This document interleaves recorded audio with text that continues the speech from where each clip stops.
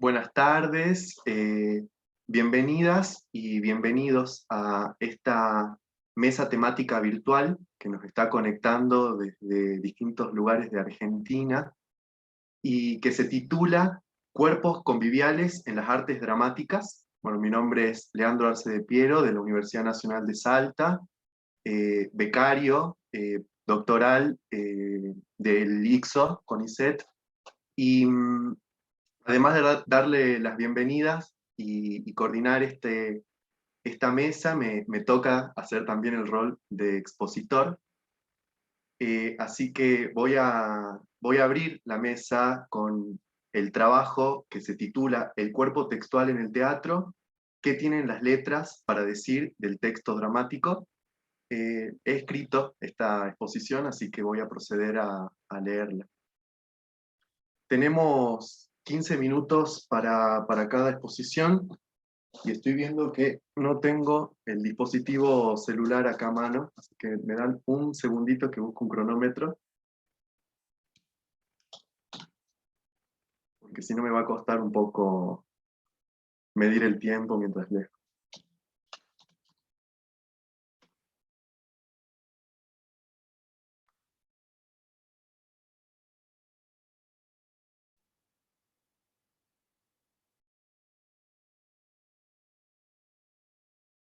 Entonces, el trabajo, el cuerpo textual en el teatro, que tiene las letras para decir del texto dramático. No podemos negar la importancia y el impacto que a lo largo de más de 2000 años ha tenido la materialidad de la palabra en el teatro. De todos modos, el lugar del texto dramático, entendiendo por aquella materialidad verbal que se escribe, conserva y pone en escena, en relación con el hecho teatral ha sido objeto de transformaciones a lo largo de las últimas décadas. Históricamente, ha ido perdiendo el lugar central que ocupaba en la poética aristotélica, en el clasicismo francés o en el drama moderno, por nombrar algunos referentes compartidos, y ha redirigido la atención a lo largo del siglo XX hacia el cuerpo del actor, ya sea preescénico, escénico o posescénico, clasificación que debemos a Dubati. Se ha virado de un pensamiento textocéntrico a uno escenocéntrico que enfatiza en la relación teatral y por ende rejerarquiza el texto entre la multiplicidad de códigos que intervendrían en una puesta en escena. Sin embargo, los críticos que venimos de las letras seguimos sosteniendo modos de acercamiento al hecho teatral que priorizan el análisis verbal, y un ejemplo es la referencia generalizada a autores como García Barrientos, cuyas categorías están orientadas justamente a esta dimensión. En esta línea queremos encarar dos discusiones. Primero, el estatuto del cuerpo verbal en el acontecimiento y la experiencia teatral, y segundo, como implicancia de esta cuestión, el rol y función que le compete al formado en el área de letras con respecto al teatro y en la redefinición de categorías. Para examinar esto, he seleccionado un caso liminar con el que buscamos demostrar la necesidad de un replanteamiento teórico que asuma la especificidad del teatro en las provincias argentinas y que nos permita considerar algunos fundamentos teóricos de los estudios teatrales contemporáneos. Por eso, pensar teóricamente el caso del grupo Tenazas y particularmente la obra Magdalena, su pasión y voces blancas, nos sirve para revisar estas instancias. Sabemos que la filosofía del teatro, que ha tenido un desarrollo importante a lo largo del siglo, de las últimas décadas, ha aportado dos definiciones de teatro de gran repercusión.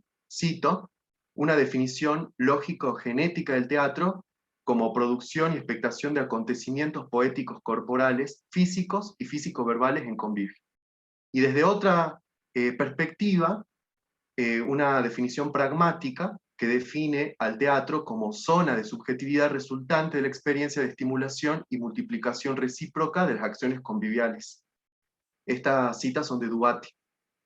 En esta perspectiva, en el texto teatral, el teatro, cito, existe en potencia como literatura y la literatura es virtualidad de acontecimiento. Ahora bien, esto plantea una diferenciación entre tipos de acontecimientos, porque ¿qué distingue en definitiva el acontecimiento que es el teatro del acontecimiento que es la literatura? Y además, ¿qué funda cada uno de estos acontecimientos? ¿Existen acaso distintos tipos o acaso se trata de manifestaciones fenotípicas diversas que conservan una matriz común? ¿En qué momento ocurre la diferenciación? ¿O en qué momento la diferenciación adquiere estatuto ontológico, genético y pragmático?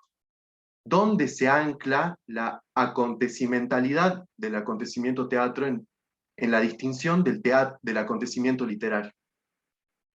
En realidad, experiencia y acontecimiento son conceptos problemáticos dentro de la filosofía, de las ciencias sociales, la teatrología contemporánea, y de acuerdo a cómo se conceptualiza estas categorías, el texto varía en función y modo de acercamiento. En la filosofía, la relación entre arte y acontecimiento ha sido desarrollada ampliamente, especialmente por Heidegger y Deleuze.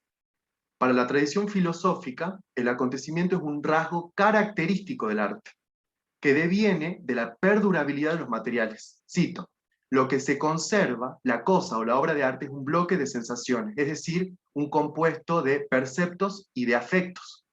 La obra de arte es una tajada de tiempo eternizada. Estas citas son de Deleuze. Ahora bien, el teatro ha sido definido en y por su transitoriedad, su carácter efímero, acotado al aquí y ahora del convivio, y el texto, más recientemente la fotografía, la filmación, son soportes que han permitido anclar en una materialidad la huella o la virtualidad del acontecimiento ocurrido. Puesto que, acá Heidegger dice, el arte es más que una capacidad, es tanto crear como resguardar, la capacidad de estos materiales de constituirse en monumentos que dan testimonio de un acontecimiento ocurrido hace que el texto, en cualquier caso, sea un hecho empírico que se constituye en objeto de estudio de acuerdo con una multiplicidad metodológica. En este punto, su funcionalidad radicaría, en principio, en su capacidad de conservación y monumentalización del acontecimiento teatral. Pero tenemos que ir más allá, puesto que es más, sabemos, que un mero registro de un acontecimiento. Acá quiero comentar un caso problemático para considerar, ¿no? El 9 de octubre de 2004, en el semanario Redacción de Salta, se publica una nota que se titula "Se avecina un cisma artístico en la provincia", a propósito de la selección de las obras para la Fiesta Regional y Nacional del Teatro. Magdalena Su Pasión, del grupo Tenaza, que se fundó en el 98, es cuestionada no tanto por haber sido incluida en la premiación, sino por haber sido excluida. Había quedado fuera de la competición por observarse unas falencias de orden ético. Cito el dictamen del jurado. Es un espectáculo que evidencia tanto la homogeneidad de los lenguajes escénicos como la impecabilidad de una opción estética acertada dentro de la propia búsqueda. Los miembros de este jurado, compuestos por directores, autores y actores, entienden que, citan a Pedro Asquini, el teatro es una pasión, y lamentan profundamente no poder seleccionar esta propuesta. El jurado solicitó por intermedio del delegado provincial el libreto de esta obra, escrito por Miriam Díaz, quien también actuaba, y registrado en Argentores, y constató fehacientemente que toda la parte perteneciente a Magdalena, no voy a ahondar en la historia, ¿no?, de Magdalena, es copia textual, destaco, es copia, del libro Fuegos, escrito por Marguerite Yourcenar. El proceso de reescritura, especialmente vinculado con los textos de Yourcenar, pero no se señalan los otros intertextos como el de Saramago, fue interpretado en términos de copia, y por lo tanto falta ética. Sin embargo, desde un punto de vista crítico, queda en evidencia la imposibilidad de identificar la novedad y las transformaciones que implica la apropiación de textos, en este caso narrativos, poéticos, oníricos, no ficcionales, en el acontecimiento que no es literario sino teatral, y que asimismo forma parte de un modo de trabajo que se inscribe en la antropología teatral y se proyecta por etapas de resemantización de los materiales, por inclusión de nuevos lenguajes que reconfiguran en cada momento el proceso creativo y el sintagma en su totalidad. Entonces, en tanto documento del hecho teatral que fue Magdalena, este texto se presenta como absolutamente limitado, en tanto el trabajo más rico está justamente puesto en las secuencias de acciones y en los demás códigos, iluminación, sonido, escenografía. Y de todos modos conserva las marcas del texto base y quedan inscriptas en las transformaciones los procesos de selección, supresión, reformulación de los hipotextos. En este sentido, una perspectiva textocéntrica presenta limitaciones que no podemos ignorar. Ahora bien, la irrecuperabilidad del acontecimiento teatral plantea el problema de cómo el teatro es capaz de perdurar en el tiempo.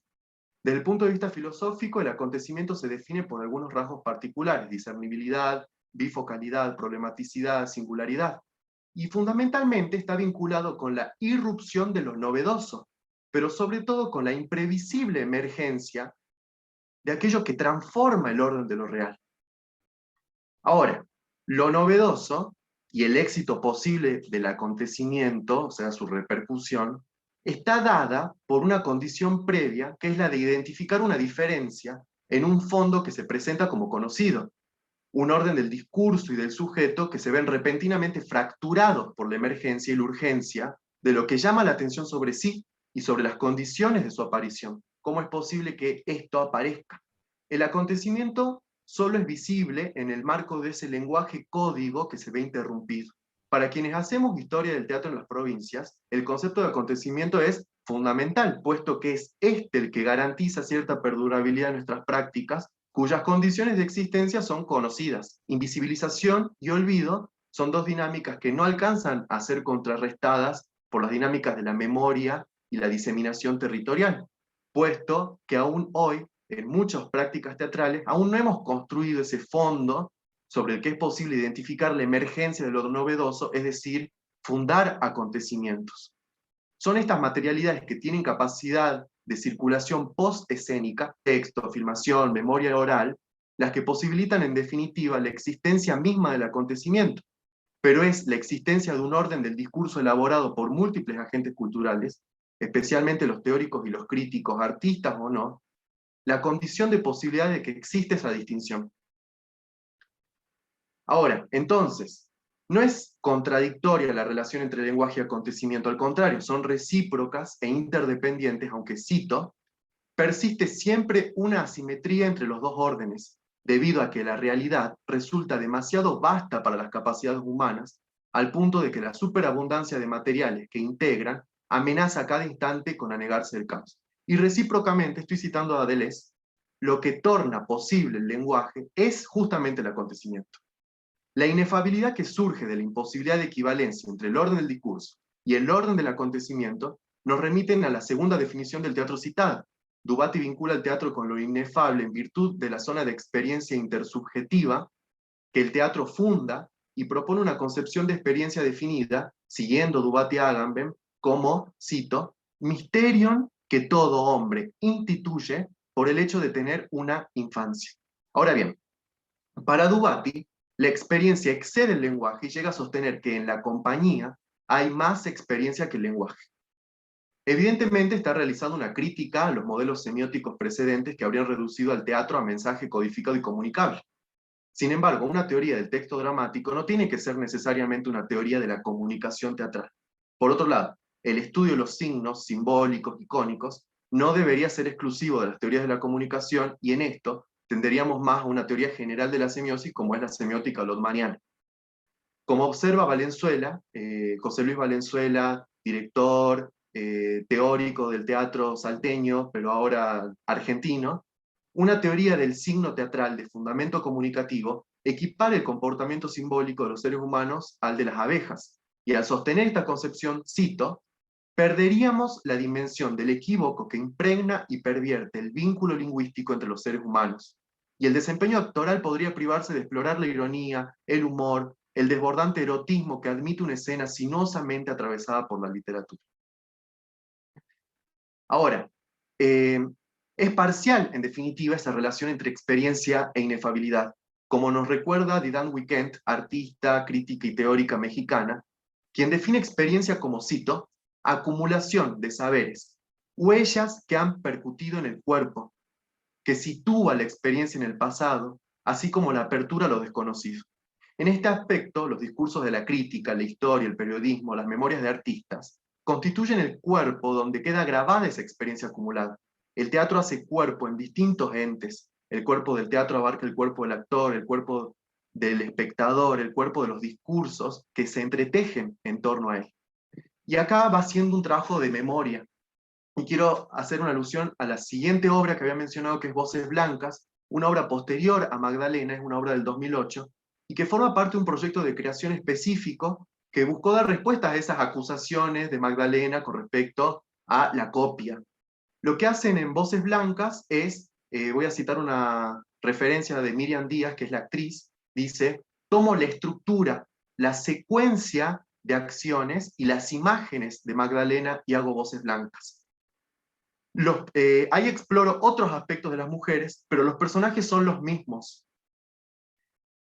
Esta obra fue muy bien recibida y sin embargo no hay muchas referencias ni a que se trata de una reescritura de Magdalena, ni tampoco que se realiza en el marco de la antropología teatral. Hay una especie de pérdida de esa memoria con respecto a la vinculación entre Voces Blancas y Magdalena, y sin embargo ahí observamos la riqueza del proceso creativo de Tenazas. Voy a ir cerrando con las conclusiones. Frente a definiciones genéticas, ontológicas y pragmáticas que propone la filosofía del teatro y que lo conceptualizan como acontecimiento y experiencia respectivamente, es preciso, visto los alcances y limitaciones que presentan estas categorías, proponer una tercera definición, ¿no? Acá viene mi etapa programática. Esta tercera definición, de tipo existencial, remite al teatro que está haciendo. El gerundio no es un mero recurso lingüístico, y que permita vincularlo, aprenderlo, en tanto convergencia en el artefacto teatral de un cronotopo que podríamos denominar cuántico, es decir, donde pasado, presente, futuro, aquí, allá, allí, se encuentran ligados a propósito de un artefacto que excede el aquí y ahora sin evitarlo. Esta concepción de teatro permite conservar el aquí y ahora del convivio, pero también otras instancias que se desencadenan en torno a él y que a modo de rizoma o de tentáculos se expanden más allá del tiempo y más allá del espacio y sin por ello perder su organicidad. Del pensamiento textocéntrico y escenocéntrico llegamos a un nuevo punto de partida, un pensamiento convergente. El teatro acontecimiento y la capacidad que tiene de fundar nuevos estados de la historia y conservar una memoria cultural nos exigió reconsiderar cómo ésta está conformando el cuerpo del acontecimiento teatral y cómo la experiencia se vuelve transferible para de este modo entrar en el curso de la historia. En nuestras aldeas, donde todos los que hacen y miran teatro todavía tenemos nombres propios, y el que hace teatro no es el artista internacionalmente conocido, sino el hijo de la vecina, necesitamos repensar el lugar que tiene el teatro, y en esto las letras nos pueden servir como salida necesaria y hasta elegante de nuestros problemas. En la provincia la crítica teatral es escasa, incipiente, sus críticos, que son 2 o 3 por cada generación, se distinguen entre sí por miradas y voces que más que entramarse en el presente, se confunden con un devenir. No dialogamos con contemporáneos, o en cualquier caso, nuestros contemporáneos están en un tiempo que excede el presente y que abarca el pasado y lo que vendrá. La urgencia de redefinirnos surge de estas necesidades particulares y de nuestras particulares condiciones de producción. Bueno, muchas gracias. Esa es la exposición que tenía para ustedes y estoy contento porque cumplí con el tiempo.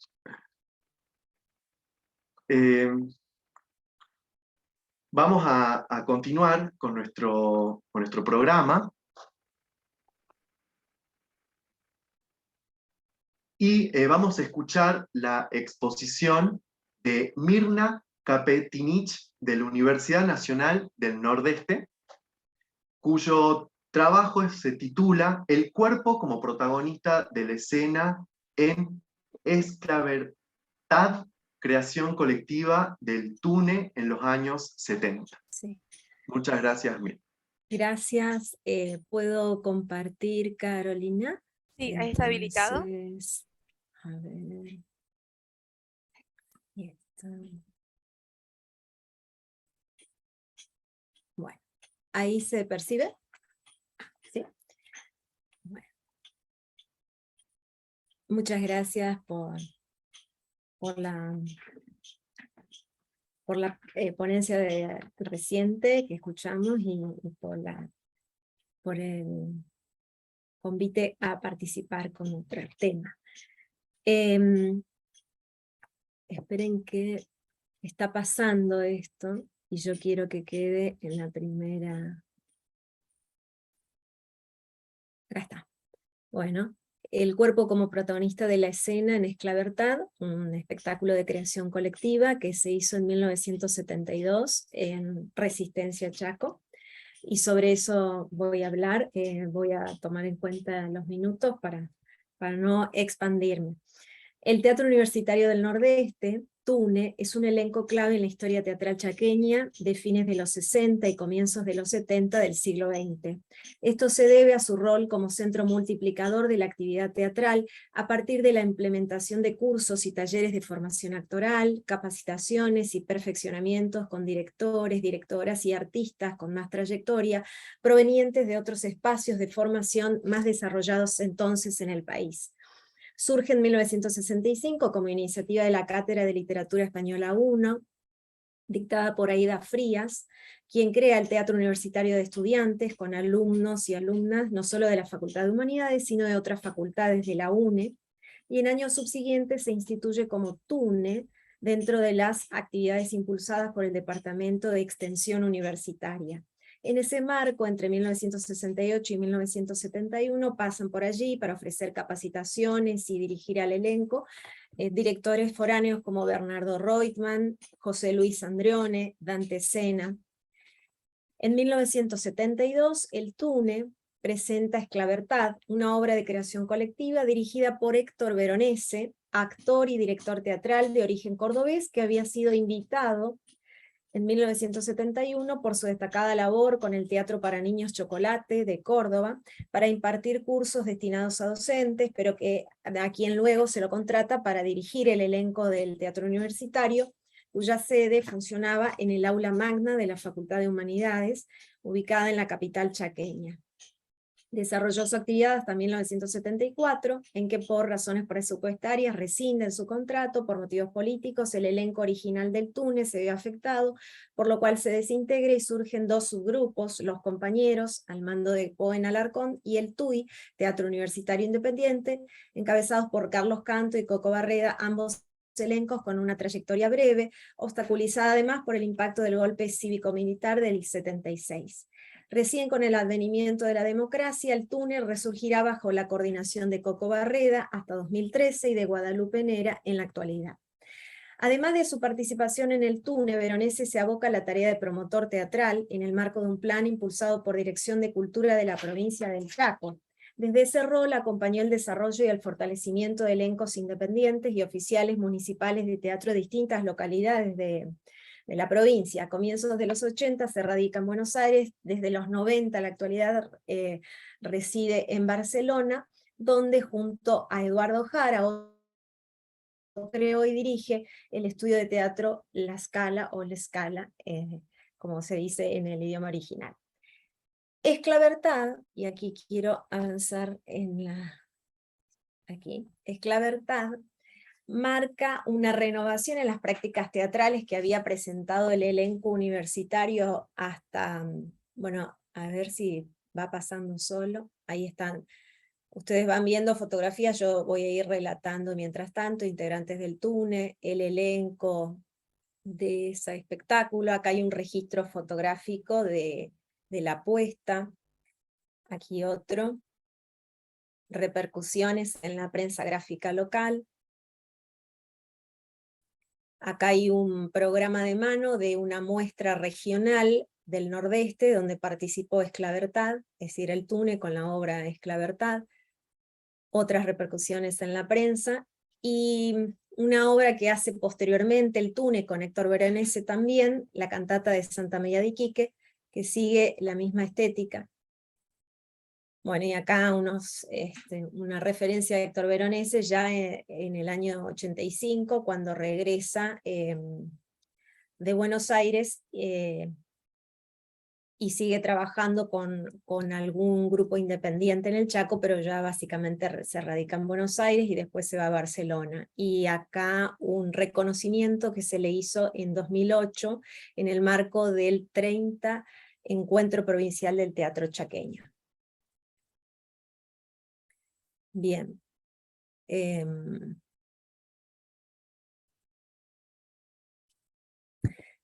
Decía Esclavertad marca una renovación en las prácticas teatrales que había presentado el elenco universitario hasta entonces. Se evidencia una discontinuidad, por ejemplo, en su proceso creativo, ya que deciden partir de un trabajo experimental, inspirados por ideas fuerza, conceptos o incluso música en vivo, pero no de textos dramáticos o literarios previos como lo habían hecho hasta ese momento. Esclavertad en esta ocasión surge a partir de un trabajo de improvisación en el que los cuerpos son protagonistas de la puesta en escena, en tanto reflejan una sucesión de acciones físicas, movimientos y desplazamientos, mientras que los textos verbales, por lo recabado en testimonios, ya que no se pudo acceder al libreto partitura de la obra, aparecen en menor medida y para acompañar en la construcción de sentidos y la propuesta estético-ideológica que el grupo se había planteado. Bueno, en esta ponencia me propongo reflexionar sobre la relevancia de la poiesis corporal, que es un concepto de Dubati. Para ello tomo conceptos de la epistemología teatral, la filosofía del teatro, el teatro matriz, teatro liminal, y el concepto de performance de Joseph Danan, y voy a tratar de reconstruir tres aspectos de esa producción escénica: el trabajo, la estructura o la composición poética de la obra y la concepción de teatro del grupo, del elenco y de su director. Y además me baso, por supuesto, en las herramientas de la historia oral, ya que recurrí a los testimonios del director y de algunos actores y actriz que formaron parte del espectáculo. Bien. Dubati define el teatro matriz como todos los acontecimientos en los que se reconoce la presencia conjunta y combinada de convivio, poesía corporal y expectación. Observa que este concepto genérico permite pensar acontecimientos teatrales desde la antigüedad clásica hasta el presente, pues no solo incluye las formas convencionalizadas de teatro de prosa o un verso para ser representado en una sala, sino las diversas formas de teatro vigentes hoy, como teatro de mimo, de títeres, objetos, nuevo circo, de papel, de improvisación, de danza, de movimiento, stand-up, etcétera, etcétera. Abarcaría fenómenos que se hallan en las fronteras entre lo dramático y lo no dramático, y construye por eso el concepto de liminalidad, en tanto tensión de campos ontológicos diversos en el acontecimiento teatral, entre arte y vida, ficción, no ficción, campo natural, campo poético, representación, no representación, etc. Danan, a partir de un estudio de casos contemporáneos de performance, establece ciertos rasgos, algunos de los cuales traigo a colación para leer el espectáculo del cual estoy exponiendo. Por ejemplo, la puesta en juego del propio artista, la no separación entre arte y la vida, o la difuminación de esta frontera, la importancia primordial del cuerpo, la vivencia de una experiencia compartida, la protesta, la contestación al academicismo o al poder político, la transgresión, la provocación, la subversión. Bueno, luego de exponer entonces cuáles son los conceptos, el marco referencial, voy a hablar de esas tres categorías que hoy establecí: de trabajo, la estructura, composición de la obra y la concepción de teatro. En cuanto al trabajo experimental, Carlos Canto, uno de los actores que participó de este proceso creativo, dice: Esclavertad nace después de un taller que hicimos con Eduardo Bértola, un músico extraordinario, licenciado en musicología. Fue a dictar un taller al aula magna con los actores y actrices del elenco del Túnel, y a partir de ese taller surgen cosas interesantes en lo que respecta al trabajo con el cuerpo, con los sonidos que emitíamos a partir de distintos elementos, y por supuesto, utilizando nuestro cuerpo para emitir sonidos. Entonces se le ocurre a Héctor Veronese que podía ser una experiencia muy rica de trabajar a partir de los sonidos, trabajar con una experiencia de creación colectiva donde todos aportaríamos. Me acuerdo de que empezamos a trabajar sobre la idea de generar movimientos a partir de sonidos. Surgía algo que para nuestra zona era importantísimo, como el carnaval, los corsos, el carnaval del Nordeste. Así que empezamos a trabajar con el ritmo de samba de las comparsas, haciendo nosotros el sonido, bailando, moviéndonos por toda el aula magna de la UNE. Y fueron surgiendo a partir de allí un montón de posibilidades para ir contando una historia desde la génesis, digamos, desde el nacimiento del ser humano, y a partir de ahí comenzamos a trabajar la idea del hombre primitivo que nace, se descubre y después empieza a utilizar la violencia cuando necesita alimentarse. Por su parte, Héctor Veronese, el director de la obra, aporta su recuerdo desde su contacto personal con Jerzy Grotowski en el 4º Festival Latinoamericano de Teatro organizado en Córdoba en 1971, a donde había participado con el TUNE, con una obra de Jorge Tidone, Las hadas viajan en calecita. Dice Héctor Veronese, ¿qué significaba Grotowski para mí? Era seguidor de su teoría, pero no terminaba de entender cómo era posible aplicarla. Grotowski ponía fundamentalmente su acento en el cuerpo, y cuando digo cuerpo hacía hincapié en la parte física y espiritual. Quería que el actor fuera consecuente con todos sus actos y sus pensamientos, y eso significaba que había que transmitir verdad total. Nosotros en la jerga teatral de ese momento decíamos que si un actor era malo, tratábamos de ir a los recursos que adornaban la torta, es decir, como grandes escenografías, colores, música, sonidos. Pero justamente Grotowski pretendía lo contrario, despojar al actor de todos los artificios y que surgiera la verdad, una comunicación sincera, auténtica con el público. Por eso, más que una representación, era una ceremonia, un acto de entrega, donde el actor se entregaba al público y el público a la vez recibía y devolvía lo que recibía de ese actor. Y quizás esta propuesta, bueno, él dice que eso lo motivó muchísimo porque Grotowski dijo que él no tenía teorías, ni quería discípulos, ni quería tenerlos, y que les decía que ellos mismos, o sea, los que estaban haciendo el taller, tenían que experimentar y ver qué producciones creaban, no siguiendo sus lineamientos necesariamente, sino analizando sus propias realidades. Entonces 3 dice, minutos. esas 3 minutos. Sí. Bueno, yo voy a pasar a las conclusiones entonces. En el trabajo tengo más testimonios que hablan de la concepción de teatro y de la forma de la obra, de la estructura y de su estética. Conclusiones. En razón de las fuentes y testimonios consultados y del marco referencial en el que nos basamos, podemos concluir que Esclavertad marcó una renovación en la concepción de teatro del túnel hasta entonces. Puede leerse como un espectáculo en linealidad con el teatro físico, la danza-teatro, la performance o el teatro performativo, en el sentido de que su proceso de trabajo implica el juego de los artistas en escena, quienes exhiben sus cuerpos para transmitir una idea, concepto, contenido, o teatro con fundamento, como dice una de las críticas de una fuente periodística relevada. Hay un alejamiento del textocentrismo y se priorizan la creación en conjunto y las acciones físico-verbales en pos de una comunicación auténtica, sin misterios, con el público. Ese sin misterios también lo dice otra crítica, ¿no? Es el resultado de una búsqueda de identidad del túnel, aunque luego no persista o se interrumpa, pero marca un rumbo diferente, una ruptura, una discontinuidad respecto de la serie teatral previa. El cuerpo se libera para liberar la palabra, el cuerpo habla, calla, expresa, siente, proyecta, se expande.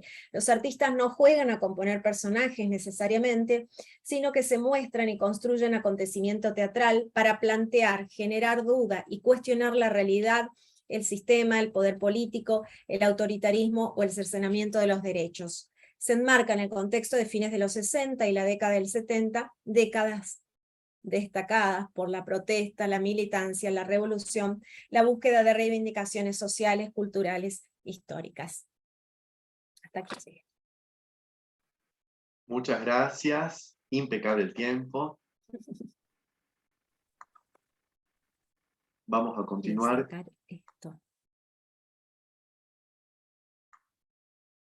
Se me perdieron acá se me perdió la planilla.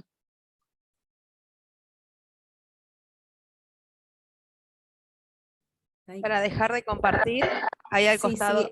Sí, es que se me achicaron los... Perdón, vos no me podés hacer desde ahí. A ver, igual... espera. No, acá no puedo, pero tiene que volver a abrir Zoom. No, lo que pasa es que ya lo voy a conseguir, disculpa. Dejar de comentar, acá está. Ahí está. Muchas gracias, Mirna. Ahora vamos a escuchar el trabajo de Guadalupe Garione, de la Universidad Nacional de Córdoba. Bienvenida, Guadalupe. Su trabajo se titula Estrategias discursivas encarnadas en la escena. La legitimación de la dramaturgia femenina en El cielo que estamos armando, 2021, de María Belén Pistone. Bueno, hola, buenas tardes. Yo también, si puedo compartir pantalla, no sé si se está habilitado. Bien, ahí te habilito. Sí, ahí está. Este, Genial. A ver, díganme si se ve, por favor. Sí, Ya se A está ver. bien. Bueno, ¿no? Ahí amplió, así se ve un poco más grande el power. Ahí está. Y voy a poner una especie de cronómetro también, así no me paso con el tiempo. Ahí está. Bueno, el texto que yo escribí se llama justamente Estrategias discursivas encarnadas en la escena, la legitimación de la dramaturgia femenina en el cielo que estamos armando, de María Belén Pistone. Y por temas de la longitud del texto les voy a compartir algunas cosas, más que nada del análisis que hice de la obra. Esta obra es una obra que se puso en escena el año pasado por la Comedia Cordobesa, que es el cuerpo estable del Teatro Real en Córdoba. Y en la obra consiste en una especie de coro que toma las voces de 4 dramaturgas cordobesas contemporáneas, que son Soledad González, Elisa Abeliano, Eugenia Andoniú y Daniela Martín. Y este coro comparte con el público los testimonios de las 4 escritoras sobre lo que es escribir teatro en Córdoba, más que nada siendo mujer. A partir de esto, a partir de una primera lectura, yo consideré que se puede leer en la obra una legitimación de la dramaturgia femenina de la escritura de mujeres de teatro, y a partir de esto me pareció interesante y relevante tener en cuenta que estas estrategias de legitimación de la dramaturgia se están poniendo en juego en una obra de teatro. Entonces lo que me pregunté, que es algo que atravesó todo el análisis, es justamente cómo se adaptan, cómo se traducen y resignifican estas estrategias al ser encarnadas en cuerpos de actrices y actores, es decir, al ser puestas en escena. Para pensar en esto, tuve en cuenta 2 cuestiones en particular. Por un lado, ¿a qué me refería con legitimación? Más que nada pensando en una legitimación en la actualidad. Y por otro lado, tener en cuenta el hecho de que estaba trabajando con dramaturgia. Pensando en la legitimación, a partir de ciertas lecturas la definí desde 2 líneas. Por un lado, una legitimación que busca cuestionar la idea más convencional o hegemónica de lo que es la mirada femenina, la escritura o la producción de mujeres. Y por otro lado, una legitimación que busca a la vez construir a las escritoras como sujetos culturales, que busca el reconocimiento en este caso de las dramaturgas como en el campo teatral. El texto con el que trabajé, que es un texto de Gabriela Boldini, dice, y acá la cito: las escritoras buscan un espacio de autonomía y de libertad dentro del campo literario, en este caso el campo teatral, sustrayéndose de todo tipo de encasillamiento o etiqueta. A su vez, en relación con el aspecto dramatúrgico, trabajé con conceptos de la dramatología desde José Luis García Barrientos, quien la define como el estudio de las posibles maneras de disponer una historia para su representación teatral, que en nuestro caso implicó que aun cuando estábamos trabajando con un texto, pensar siempre en la posibilidad de la puesta en escena de la obra.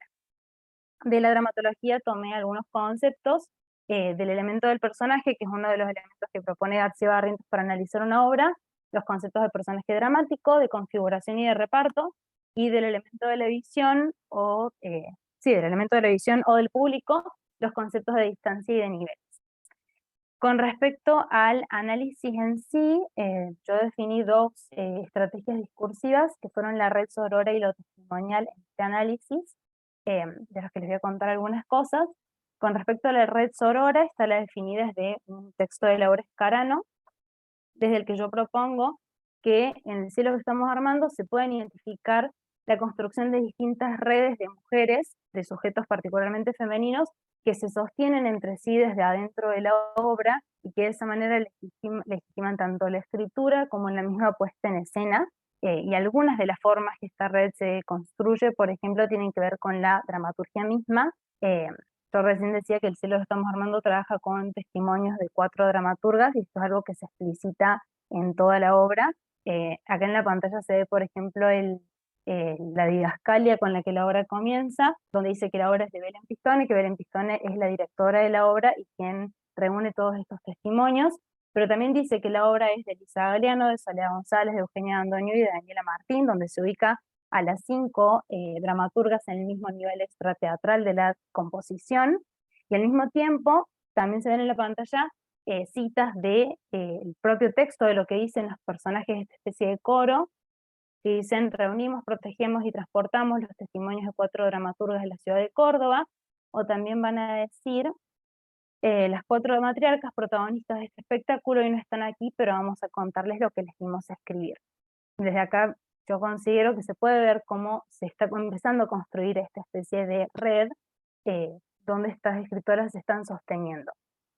Al mismo tiempo, para seguir pensando en la red, empecé a tomar algunos aportes de la dramatología, y uno de ellos es el concepto de personaje dramático, que García Barrientos lo define como la encarnación del personaje ficticio en la persona escénica, es decir, el actor representando un papel. En El cielo que estamos armando, los personajes dramáticos no son las dramaturgas en sí, sino esta especie de coro, que lo que propone la obra es que van a tomar los testimonios de estas dramaturgas para compartirlos con el público. Y desde aquí ya podríamos decir que dentro de esta red cumple esta especie de coro que está conformado por 4 actrices y 2 actores. En la pantalla se ven las fotos de las 4 actrices de la comedia cordobesa que las pusieron en escena. Ya están cumpliendo este rol de compartir con el público aquello que otros sujetos de la misma red han escrito, llevando adelante parte de lo necesario para llevar la puesta en escena.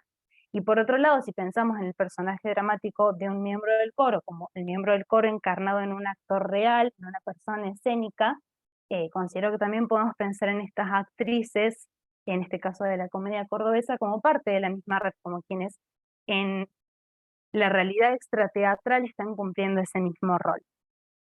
Por otro lado, otro concepto de la dramatología con el que trabajé que mencionaba antes es el de metadrama, que este concepto viene de la propuesta de García Barrientos, que así como sucede en narrativa, que se pueden presentar historias adentro de historias, en el teatro se pueden presentar representaciones adentro de representaciones. El concepto de metadrama es interesante porque, según el autor, además de trabajar con teatro dentro del teatro, incluye sueños, recuerdos y la acción verbal de un narrador, es decir, el autor, y este justamente es el caso de lo que sucede en El cielo que estamos armando. Lo que es llamativo con respecto a cómo se trabaja con este nivel de la narración de los testimonios de las escritoras, es que existe también un aspecto de autorreferencialidad, es decir, los miembros del coro que están narrando no solamente cuentan los testimonios de las dramaturgas, sino que hacen explícito que van a contar. Yo les compartí esta cita anterior donde ellos dicen: vamos a contarles los testimonios de las escritoras, donde por un lado se hace explícita la distinción entre niveles, la distinción entre los personajes dramáticos y las dramaturgas, y al mismo tiempo consideramos que esta distinción permite que se las pueda construir de una forma particular a las escritoras. Hay un punto en la obra donde los miembros del coro se refieren a ellas como las matriarcas de la génesis del mundo que vendrá, donde podemos decir que dentro de esta red que se está construyendo se las ubica en un lugar particular, en un lugar de ancestralidad, donde se las está volviendo a legitimar. Incluso consideramos que en una especie de treta de humildad no son ellas quienes se ubican en este lugar, sino que son estos otros personajes, en esta distinción entre niveles, quienes las están ubicando ahí.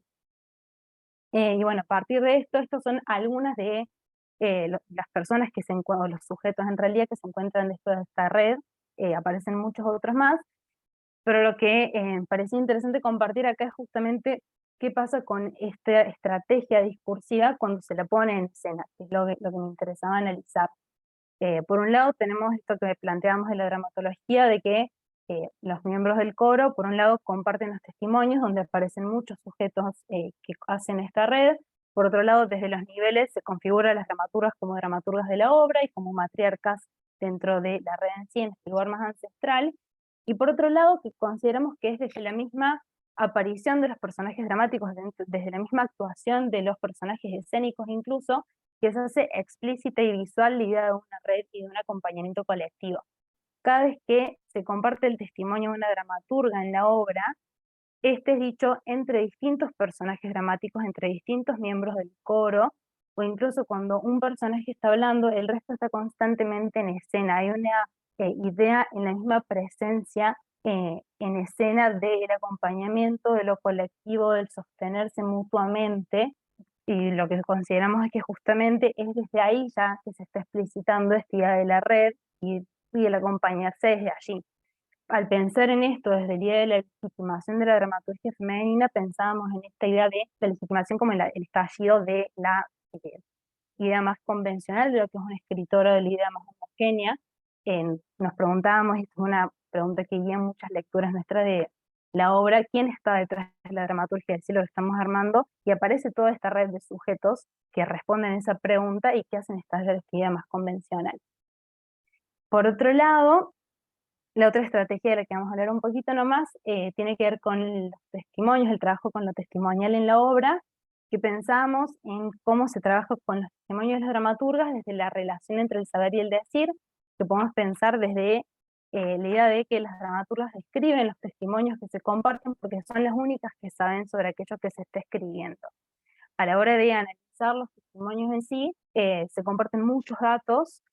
Por un lado, ahora no lo voy a poder compartir mucho por el tema del tiempo, pero hay un trabajo muy particular con los nombres y los apellidos que se repiten de manera constante a lo largo de toda la obra, pero sí nos pareció interesante compartir el uso de datos más bien comprobables, por así decirles, y también de cuestiones más personales, más emocionales, más vulnerables.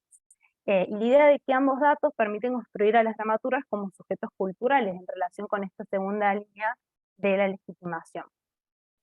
Con la idea de datos más comprobables, a lo que me refiero es que en los testimonios de cada dramaturga se presentan direcciones, espacios geográficos en los que han vivido, países, provincias, ciudades, se nombran edades, fechas, años, se mencionan trabajos, formaciones, se construyen cosas que no son capaz efectivamente comprobables, pero que se acercan a la idea de datos más bien duros, y al mismo tiempo también se comparten cuestiones que tienen que ver con miedos, con sentimientos, con emociones, preocupaciones, muchas veces en torno a lo que es escribir.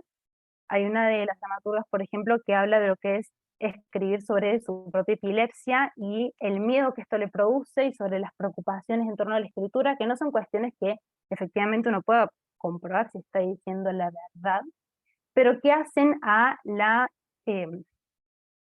lo personal y a lo específico de cada una de las dramaturgas. Lo que nosotros consideramos es que lo que logra el trabajo de estos dos aspectos desde lo testimonial es, por un lado, construir esta idea de que solamente la dramaturga puede escribir sobre aquello que ella conoce, y por otro lado, pensando en esta primera idea de estallido de la imagen más convencional, el construir a cada dramaturga como un sujeto único. Pensando todo esto desde la dramaturgia y desde la puesta en escena, lo que nos parecía interesante es pensar cómo se puede pasar de un sujeto cultural construido dentro de la obra a un sujeto más bien extrateatral. Y pensamos que lo que logra la obra es justamente jugar un poco con la tensión entre ficción y realidad. García Barrientos propone un concepto que es el de distancia, y plantea que cuanta menos distancia hay entre el plano de lo representante y el plano de lo representado, más ilusión de realidad se construye. Y hay muchos aspectos de la obra que juegan con esto, pensando en la misma autorreferencialidad, en la idea de que el personaje explicita que está relatando y uno como público sabe que el actor mismo también está relatando un testimonio. Ahí podemos decir que la distancia es poca, entonces si en el acto de relatar existe la posibilidad de lo real, existe también la posibilidad de que esto esté también en lo que se está contando, y que quien haya escrito y quien se construye desde esto también sea real. Al mismo tiempo Estamos en los últimos también... minutitos. Sí, ya termino.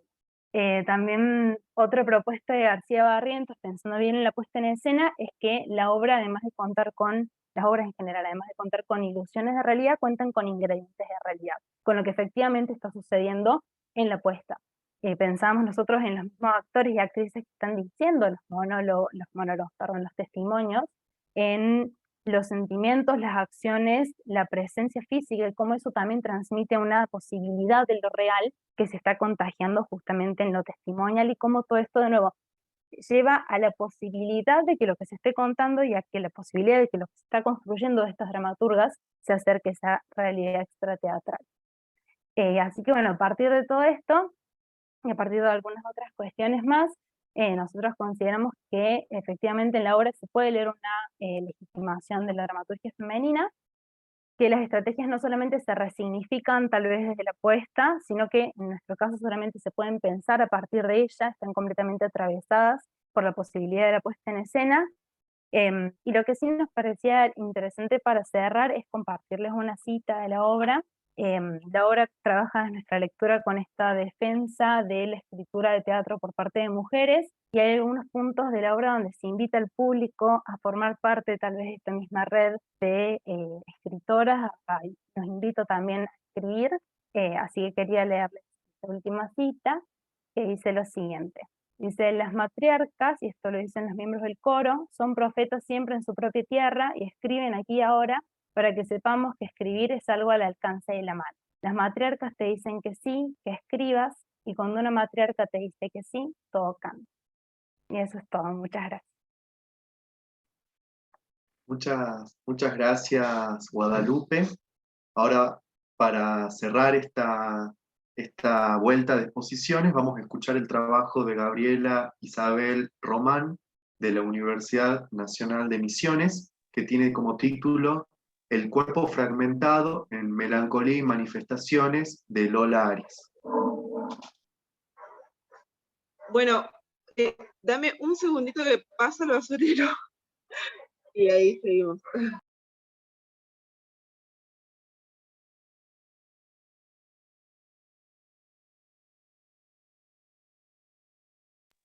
Perdón, esto de tener mascotas es muy complicado en la virtualidad. Bueno, antes de comenzar quería comentarles que yo estoy trabajando la investigación en teatro, sobre todo en dramaturgia hace muy poco, porque bueno, toda mi trayectoria de investigación siempre fue en narrativa. Mi tesis doctoral finalizó desde ese lugar. Me quedaron algunos conceptos de deseo, que son el acontecimiento desde la perspectiva de Lesiana. Hoy te escuchaba, Leandro, y bueno, pensaba, ¿no? Estamos leyendo Lógica del Sentido seguramente ambos. Y el concepto de fragmento, que es otro concepto que también me quedó como latente, digamos, de esa tesis, y ahora estoy entrando más fuertemente en el terreno de lo teatral. Y para eso estoy como iniciando la tarea con Lola Arias, que es una dramaturga y directora argentina, que quizás la conozcan. Tiene una página web, si la quieren visitar está muy buena. Y este trabajo que les quiero presentar hoy, o los avances de este trabajo, responden a la micropoética que se encuentra en esta trilogía, que se llama Mi vida después, El día que nací, y esta obra que estoy leyendo, que es Melancolía y manifestaciones. Trabajo con el texto publicado, no he visto la puesta porque, bueno, vivir en la periferia tiene sus problemas, digamos, en cuanto a poder apreciar algunas poéticas. Bien, entonces, el cuerpo fragmentado, melancolía y manifestaciones. En Melancolía y manifestaciones, Lola Arias construye una especie de diario de fragmentos de la vida de su madre, un texto que surge para ser leído en un encuentro de artistas, pero que luego es llevado al escenario por el impulso y el deseo de un cuerpo que requiere recuperar a otro cuerpo, uno ajeno del que forma parte. Como su madre se negó a participar en la actuación, Arias pone a Elvira, una actriz que representa a la madre con la voz de la verdadera madre, como un medium, junto a un grupo de adultos mayores que ingresan a las escenas para graficar los paisajes de melancolía y depresión de la protagonista. Nos interesa revisar las nociones de fragmento desde la construcción estética dramática de Arias, el concepto o la noción de escritura, la selección de los recuerdos desde el planteo del testimonio, los objetos, la actuación desde la construcción de los personajes como cuerpos sin órganos, que se constituyen como constructos fragmentarios múltiples divergentes. La problemática del cuerpo ingresa en una conjunción de flujos, un continuo de intensidades que forma la máquina teatral de Arias. La madre recortada, narrada, su cuerpo en la sinécdoque de la voz, la actriz sin voz pero con cuerpo, la hija que se ficcionaliza, los viejos, como cuerpos del recuerdo de un ayón, del perro. En la superficie de la madre habitan los trozos de acontecimientos, los amores, sus hijas, su trabajo, la terapia, las actividades. La hija escribe todas las cosas que recuerda sobre la enfermedad de su madre, dice Arias.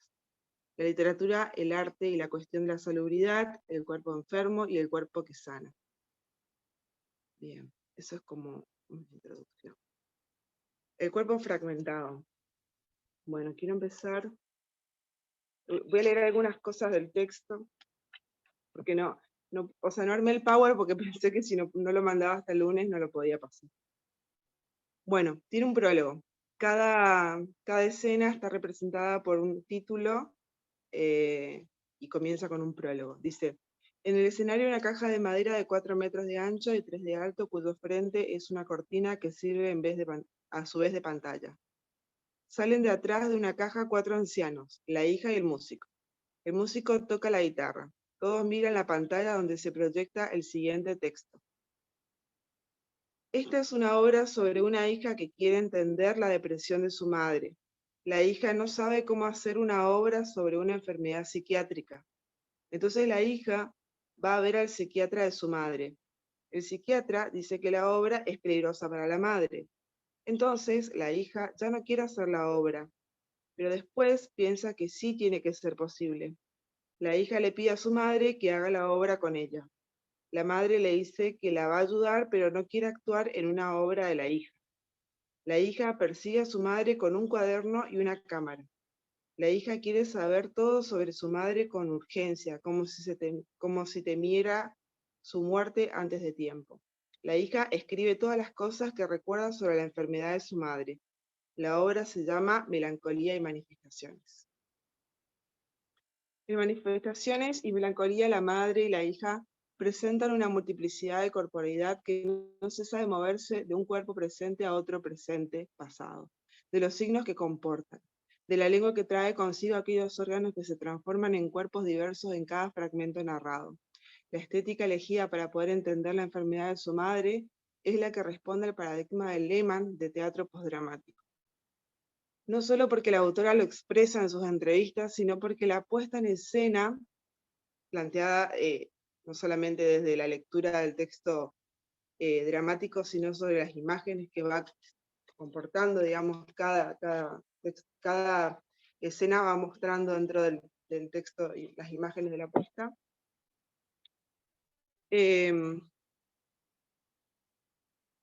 Sino porque la puesta en escena responde a testimonios recortados del diario de la madre sobre la vida de la hija, actores que se sitúan a sí mismos como tales. Por ejemplo, leemos en la acotación, dice, la cortina se abre y se ve a Elvira de pie, atada a un colchón con una cinta de papel. Hija, es la voz de mi madre, pero ella no es mi madre. Se llama Elvira, es actriz y profesora de teatro. Ella y sus alumnos van a ayudarme a reconstruir la historia de mi madre. Ese reconocimiento y manifestación heredada de Brecht, la combinación y simultaneidad de lenguajes, la música, los videos grabados, la cámara que captura el instante en juego de doble imagen, la que proyecta la cortina en primer plano y la misma extendida cuando la cámara se apaga y se ven a los actores, los objetos puestos al interior de la caja. La historia discontinua anunciada por un título cartel que no sigue un hilo argumental y sin un conflicto marcado. Esta espesura de signos se resignifica en la continuidad y discontinuidad que provoca el cuerpo, se transforma en un objeto estético teatral dada la fragmentación en todos sus modos. En los detalles, objetos nombres que conllevan relatos donde el cuerpo es uno y múltiple, es potencia, superficie, intensidad que transita la ión. Por ejemplo, en la escena que se llama El dinero, dice, hija, chaleco salvavidas, Elvira. Lo saqué de abajo del asiento del avión para mi marido, un acto de amor. Hija, disco de Mozart para bebé, disco de Mozart para adultos. Lo robé de una disquería porque un amigo había tenido un nieto y me pareció muy lindo que los dos escucharan la misma melodía. Leo esa partecita nomás, es la escena donde va mostrando objetos que están en el escenario y entonces el personaje recupera, digamos, fragmentos de momentos de robo, digamos, a esos objetos. Le gustaba robar cosas para regalarle a la gente que quería. Otra de las escenas se llama Los amores de mi madre. Hija, Maribel, Elvira. Yo tenía 9 o 10 años y me enamoré de ella porque usaba trenzas. En el colegio había solo monjas y niñas. Como las monjas eran muy feas, yo me enamoraba de las niñas. Hija, Chichita, Elvira. Chichita y yo nos besábamos a escondidas en el baño del colegio. Fueron los primeros besos que le di a alguien en mi vida después de haberme besado a mí misma contra el espejo. Hija, Jota, Elvira, a los 18 me enamoré de Jota, porque sus ojos eran del mismo verde que la copa de los árboles. Jota era judía y nos casamos a pesar de que yo no era judía. Al poco tiempo nos fuimos a vivir a Holanda y comenzamos a pelear. Entonces yo me conseguí una beca en España y nos separamos por un tiempo. El detalle, aglomerado, fragmentado sobre un eje, amor, dinero, crea lo que Deleuze denomina serie, donde cada signo participa de una línea heterogénea de tiempo-espacio y donde los agenciamientos muestran un cuerpo desmembrado, territorializado y desterritorializado. Los signos que hacen a ambas escenas crean acontecimientos de placer singulares en los mundos que se insertan. El placer es la afección de una persona o de un sujeto, el único medio que tiene una persona para volver a encontrarse a sí misma. En el proceso del deseo que la desborda, los placeres, incluso los más artificiales, son reterritorializaciones. Hans Lehmann dice que el cuerpo vivo se compone de una compleja red de pulsiones, intensidades, puntos de corriente de energía en la que coexisten desarrollos sensomotores y recuerdos corporales almacenados o codificados como shock. Cada cuerpo es uno y muchos a la vez. Un cuerpo para el trabajo, un cuerpo para el deseo, un cuerpo para el deporte, un cuerpo público y uno privado, un cuerpo de carne y otro de esqueleto. El cuerpo privado se torna público, un cuerpo que es esposa, novia, madre, colega, familia, el cuerpo de una niña, un adolescente, una mujer en el extranjero, un cuerpo intelectual, un cuerpo manejado, obediente, un cuerpo frenético y un cuerpo deprimido. Quizás falta mencionar más tipos de cuerpos que transita Elvira representando a la madre, pero nos queremos quedar en estos dos últimos.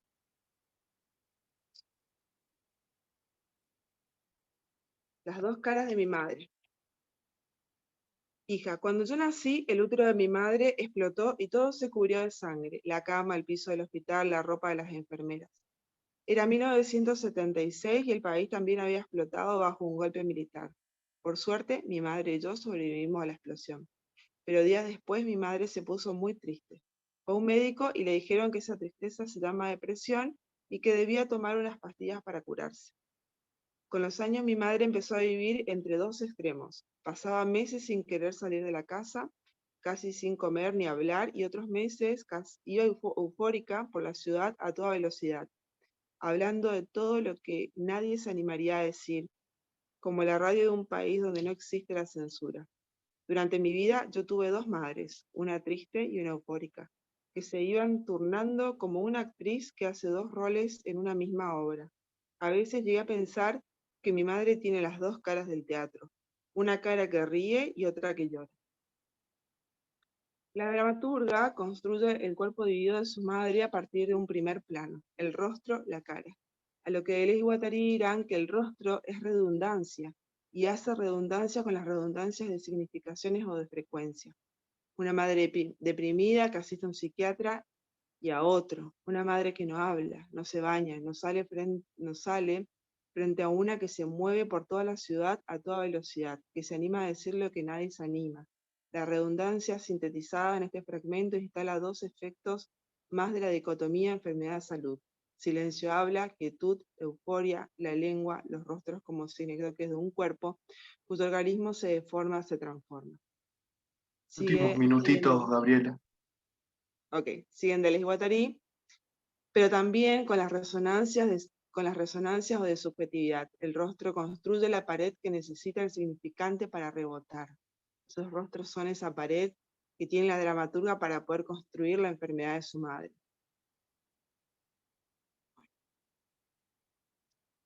Cada redundancia, cada paisaje, rostro, cuerpo, porque otra forma de entender la cuestión de la rostridad de las que hablan Deleuze y Guattari tiene que ver con el paisaje.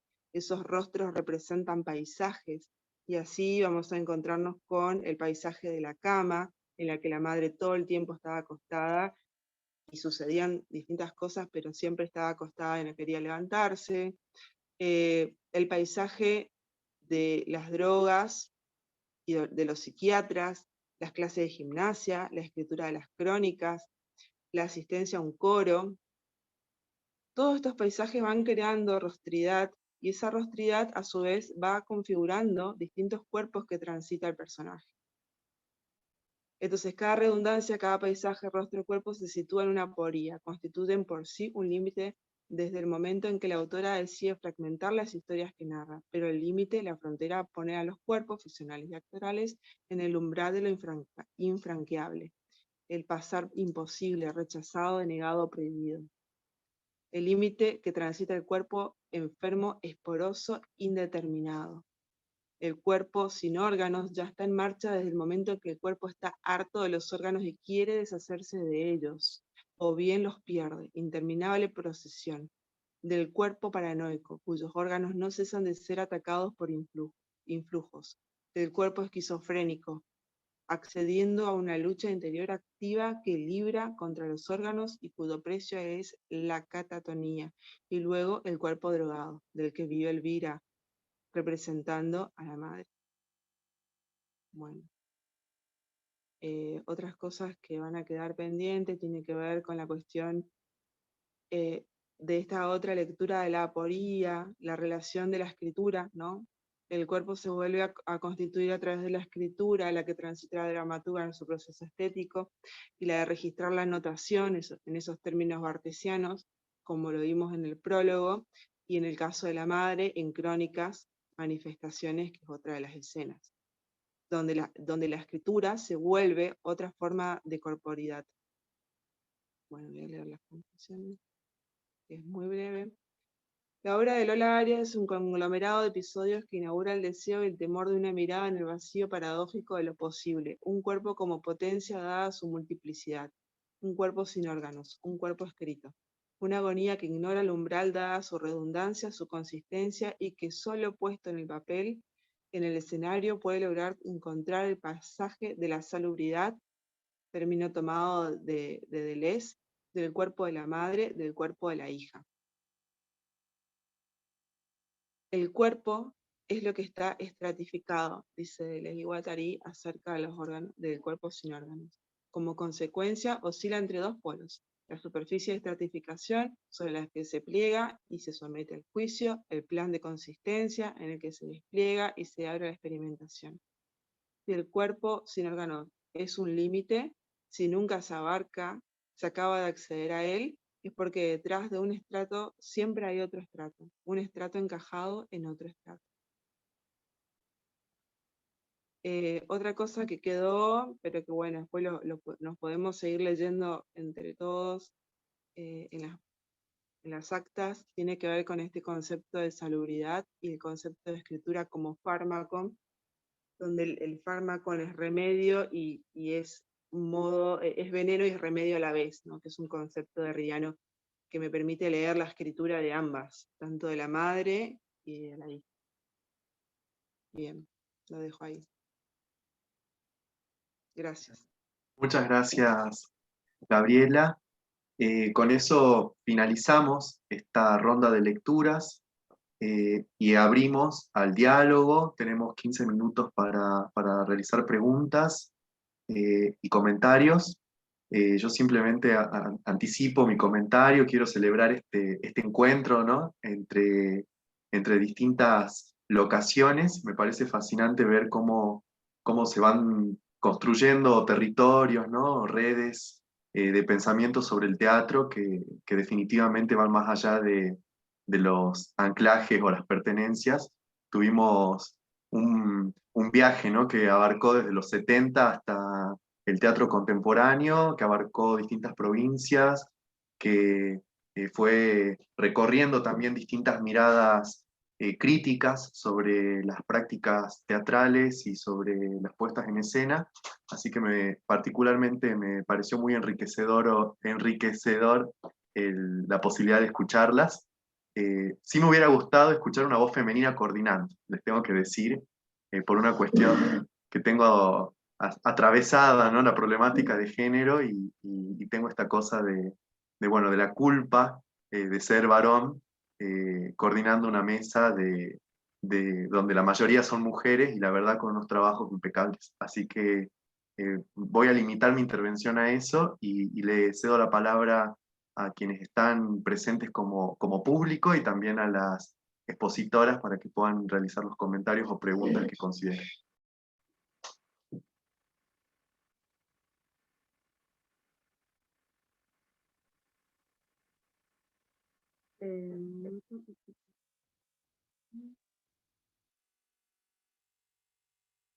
Bueno, te quería preguntar, Leandro, si estábamos leyendo bien, estábamos leyendo lógica del sentido con el concepto de acontecimiento que tomaste, o estás indagando alguna otra bibliografía de Deleuze para trabajar con tu tema de investigación, para ese concepto de acontecimiento.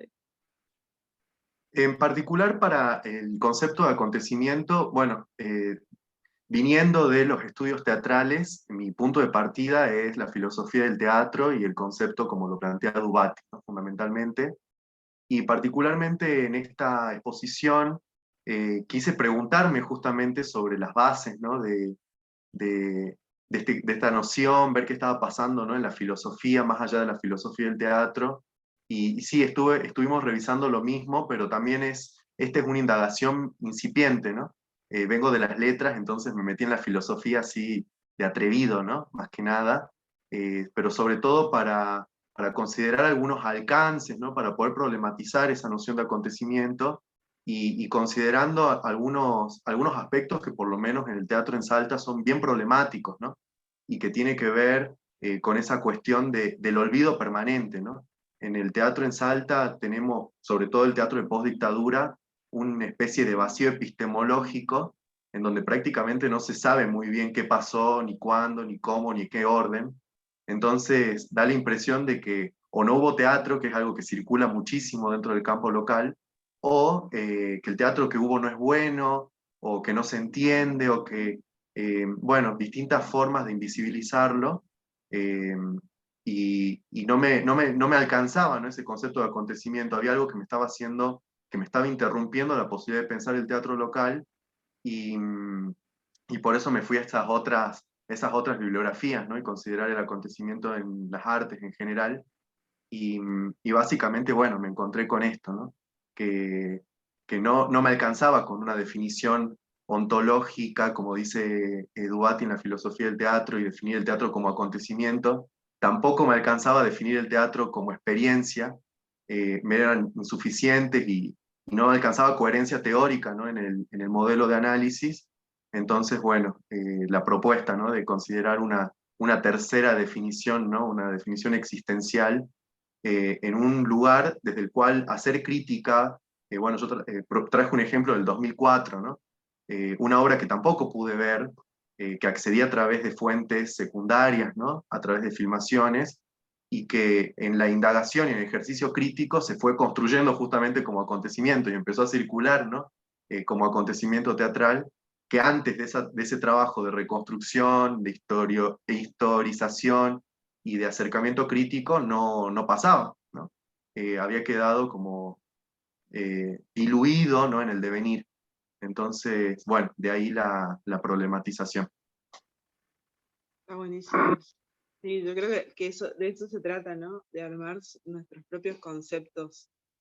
Al menos cuando estás trabajando una tesis, hay que problematizar porque además, yo mencionaba el concepto de teatro postdramático, pero porque Lola Arias lo menciona, dice, yo me ubico en este lugar y las características que tiene el texto responden a las características de Lehmann, que es el que teoriza, pero tranquilamente podemos hablar de que no todos los teatros, no todo el teatro que se produce en la actualidad es postdramático, ¿no? Hay mucho teatro dramático, y que todo va a depender del recorte paradójico y hasta absurdo a veces que podemos hacer los investigadores sobre un corpus. Y ahí el concepto va a tomar las dimensiones que toma. Entonces está muy bueno que podamos decir, bueno, con este recorte pienso este concepto y este concepto no me sirve y lo tengo que resignificar y lo tengo que reescribir. Sí, fundamentalmente pensar que, por lo menos en Salta, y me parece que en general en las provincias pasa, los tiempos, ¿no?, de inscripción en ciertas estéticas o en ciertas formas de hacer teatro son bastante, a ver, vienen después, ¿no? Pasa primero en la capital y después viene a la provincia, y desde un punto de vista crítico me parece algo peligroso, ¿no? Porque da la sensación de que estuviéramos atrasados, ¿no? Pero en realidad lo que está pasando es otra cosa, ¿no? Es la necesidad de construir ese lenguaje o esa codificación de nuestra práctica y que nos permita pensar la novedad en tanto novedad, ¿no? Porque si no, bueno, aparece este fenómeno, en el caso de Tenazas, el teatro antropológico, y da la idea que, bueno, a ver, ¿qué pasó acá? ¿Por qué recién llega? Uno se podría preguntar, ¿no? Pero en realidad son modos de inscripción y que encuentran ahí formas de decirse, ¿no? Pero el trabajo crítico me parece que tiene que ver con poder disparar, ¿no?, esas estructuras de pensamiento y poder considerar un alcance mayor, ¿no?, de lo que estamos estudiando, ¿no? Y bueno, en mi caso, pensar el texto, qué está pasando con el texto y cómo lo estamos usando en esta investigación. Sí, sí. Mirna, yo pensaba qué germen había, o sea, si fue un germen de algo, digamos, es el grupo de Tune, porque, bueno, creo que toda universidad tiene como su grupo de teatro, ¿no? Acá tenemos el TUNAM, en Misiones, ¿no? Y del TUNAM después se desprenden un montón de dramaturgos y de directores que van como generando, ¿no?, el teatro independiente, como Caro Goularte, que es una compañera nuestra, que, que tiene su origen en el TUNAM, digamos. Entonces pensaba, bueno, estos que están en los que actuaron, o los que, bueno, el que dirigió no, pero, o el que estuvo, digamos, a cargo, se volvió a Buenos Aires, me contabas, pero los que actuaron, ¿para dónde siguieron? ¿Tenés algún registro de eso? Me quedé así como en el deseo de saber el chisme, a ver qué pasó con él. Bueno, de ese grupo del teatro universitario, Coco Barreda siguió luego dirigiendo el grupo hasta su muerte en 2013. Carlos Canto siguió haciendo teatro hasta ahora, hasta la actualidad. Él reside en Sáenz Peña, Chaco, fue promotor teatral también, es decir, hay varios que siguieron haciendo, bueno, el mismo director vive en Barcelona y tiene su sala de teatro y sigue hasta el día de hoy trabajando, y otros que fueron después trabajaron en cuestiones relacionadas con la cultura, como Marilyn Cristofani, por ejemplo, gestora cultural, y que si bien no siguió su camino de actriz, pero sí trabajó con lo vinculado a la cultura, ¿no? Toda su vida fue una gestora, promotora de actividades culturales, hasta hoy que dirige el Club Social, por ejemplo, en estos momentos está en eso, fue subsecretaria de Cultura, etc. Y allí también surgió en el año 60, fines de los 60, Gladys Gómez, que era una chica adolescente en ese momento, y hasta hoy vos la conocés, que continúa como dramaturga, directora, productora, dirige la Fundación Cultural Acuífero Guaraní, etc. O sea que fue un semillero de gente que siguió haciendo teatro, otros que dejaron, bueno, como siempre, pero también sentaron las bases porque hubo desde esa gestión oficial de la Dirección de Cultura en relación con el Departamento de Extensión Universitaria, promovieron seminarios, cursos, talleres de formación actoral, que era lo que estaba faltando. Va a pasar mucho tiempo después hasta que ahora, en el siglo XXI, recién se lograron carreras de técnico actoral, profesor en teatro, ahora hay una licenciatura en artes combinadas, etc. Pero bueno, ahí estaban las bases, las semillas, y se estaba gestando el teatro, la historia de nuestro teatro chaqueño. Y Claro, Guadalupe, también. yo quería preguntarte, no sé si te respondí, Gaby. Sí, sí, sí, sí. Bueno, Guadalupe, quería preguntarte acerca de, si entendí bien o si no me quedó claro, esa dramaturgia que vos comentaste de Pistone, ¿ella se basa en testimonios o en reportajes que ella hizo o que ya había encontrado? ¿Cómo fue? ¿Hubo un foro previo sobre el cual ella partió para rescatar esos testimonios? ¿Cómo logró eso? Ella tiene varias obras y lo que suele hacer para componerlas es hacer entrevistas Ajá. y a partir de las entrevistas componer las obras. Tiene poner una obra que se llama Sensación Cuarteto, que también es re linda, donde entrevistó a las novias, esposas, mujeres relacionadas con músicos cuarteteros de Córdoba y a partir de las entrevistas grabadas las desgraba y compone la obra. En este caso, como trabajó con dramaturgas, por lo que yo tengo entendido, les pidió que escribieran directamente lo que quisieran en Bien. relación con lo que es escribir teatro, y a partir de esos textos Ella. lo junta y hace la obra. Pero depende también mucho de la obra. Tiene también una que se llama Mi nombre es Eva Duarte, en la que trabajó con la figura de Evita, donde trabajó con un libro de la hermana de Evita, donde trabajó con discursos, donde trabajó con testimonios escritos de la enfermera que la cuidó, donde trabajó con cosas ya escritas de antes, entonces depende mucho también de la obra que Ujú. vaya armando. Pero son Bien. todas así de ese tipo de recuperación. Guadalupe, ¿y estos textos se pueden conseguir, circulan? La Buena obra, pregunta. el texto no sé, ella me lo pasó, a mí yo se lo pedí, pero la obra está filmada y está en YouTube. La puedo Ajá, pasar por acá, si quieren la busco yo, se por las favor, comparto porque en la verdad que es muy privado. interesante. Me La obra es, pareció, sí, me pareció muy bueno esto porque también Mirna había mencionado, ¿no? Sus fuentes testimoniales, ¿no? La construcción desde la memoria oral, y acá tenemos un texto que me parece buenísimo, ¿no? Porque trabajamos con memoria oral, pero acá lo tenemos en el proceso creativo, en la misma sí, dramaturgia, entonces creo que es mucho más interesante para analizar estéticamente, ¿no? Por ahí a mí me pasa con entrevistas que medio que me aburro. ¿No? Uno escucha horas y horas y horas de entrevistas para alcanzar alguna construcción, ¿no? Significativa, y acá cuando está mediado por el arte, tiene una capacidad, ¿no? De multiplicación de sentidos que me interesa. Ahí llegó el enlace, así que ya mismo lo robo y después para ver tranquilo. de Sensación Cuarteto, que es esta otra obra, también está en YouTube. Esa, por algún lado también si les interesa, son las dos que están filmadas, creo. Pero ella está haciendo mucho teatro ahora y se están haciendo aquí en Córdoba las obras y son todas espectaculares.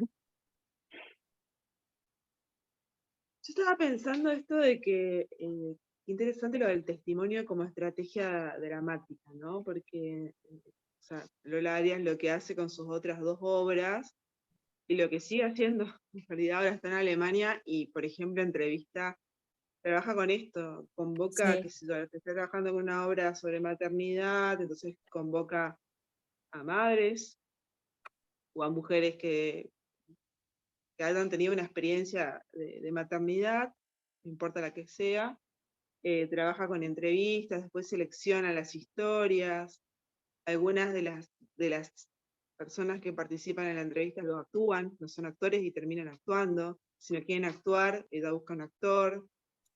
Entonces, pareciera, estoy como delirando, capaz, pero pareciera que es como un fenómeno, ¿no? Que está como surgiendo en la escena actual del teatro, de trabajar el testimonio desde el testimonio mismo, ¿no? Desde la palabra del otro, Tiene sus transformar orígenes, esa palabra. tiene sus orígenes en el biodrama de Vivitelas, que lo inauguró ya a Claro, fines de los claro. 90. De ahí derivan todas las Lolarias y otros y otros y otros, incluso en Tucumán también está Guadalupe, ay, no me sale ahora el nombre, bueno, que hizo hace poco una obra que ganó en Tucumán. Estamos grabando, basada en audios que había recuperado de su infancia, que grabó su padre, que era sonidista, acerca de cuestiones de, bueno, de lo que vivía en esa época ella con su familia.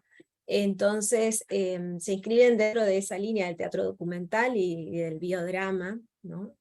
Y también, por eso te iba a preguntar, Guadalupe, si ella estaba dentro de esa línea o de esa formación, se había formado, porque en el noroeste o en el NOA hay quienes están trabajando esas líneas de creación, digamos, o de procesos creativos vinculados con lo documental, lo testimonial y el biodrama. Yo hasta donde tengo entendido, está más bien metida en lo que es el teatro documental.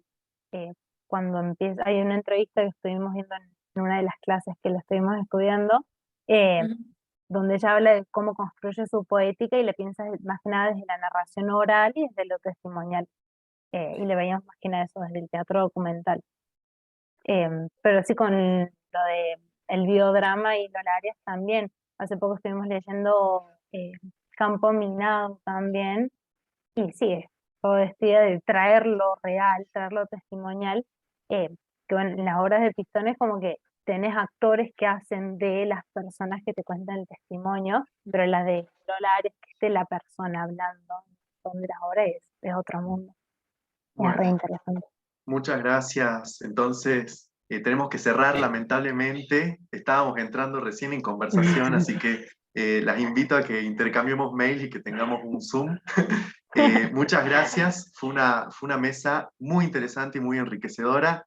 Creo que fuimos bien con el tiempo, pero lamentablemente tenemos que cerrar porque se vienen las siguientes actividades y espero que próximamente nos podamos encontrar por el medio que sea para seguir discutiendo estos temas y seguir tejiendo redes en torno al teatro. Así que muchas gracias. Nos vemos, Gracias. Muchas gracias. Muchas gracias a Chao. todos, al coordinador y a las expositoras, la verdad, un placer escucharlos y escucharlas, así que bueno, los invitamos a las demás actividades y ahora doy por finalizada la grabación, la cual después la podrán ver en el canal de YouTube de la facultad. Muchas gracias.